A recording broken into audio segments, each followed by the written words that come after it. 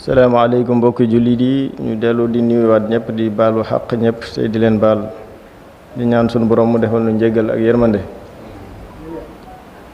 di soññewaat tuuti ci wàllu jaamu yàlla gi niñ ko daan defe fan yi weesu. jaamu yàlla dafay yaatu te niñ ko xamee ci alxuraan yàlla dafa wàcce doomu aadama ngir mu jaamu ko. ci biir jaamu googu nun doomu aadama yi bari nañ wuute nañ te ñu ngi jëflante saa su nekk jëflante boobee dañoo war a lijjanti mu nekk jëflante bu baax ku ci nekk di jëflante ak sa moroom lu tedd lu yiw boobu ëllëgee ñu mën ko fa fekk ci kanamu sunu borom mu defal nu ci ndimbal. ci loolu nag ni nu ko sëriñ bi jàngalee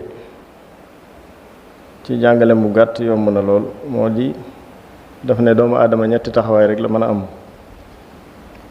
mooy da ngay màggee wala ñu mag la wala nga maase ñett yi moom mënut a ñàkk benn faaw benn am ci da ngay màggee wala ñu mag la wala nga maase. mu ne nag ni mu ko waxe woon irham uxayya sawil imaana kullahumu wanzur ilayhim bi ayni lutfi wa shafaqa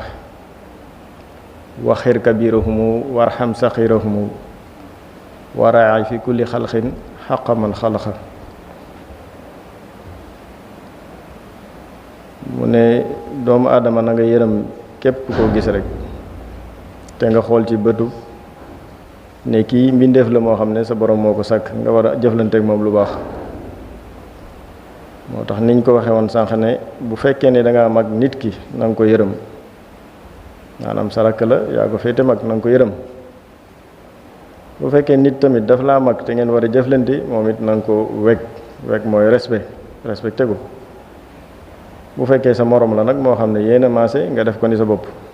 defe naa bu sa bopp moom li nga ciy jëmale du doon aw lor mukk. mu ne ñett yi buñ ko jëflantee rek àdduna dana yomb. ñu baamuwaat ko mooy ku la mag na nga ko wekk koo mag nga yërëm ko sa moroom nga def ko ni sa bopp.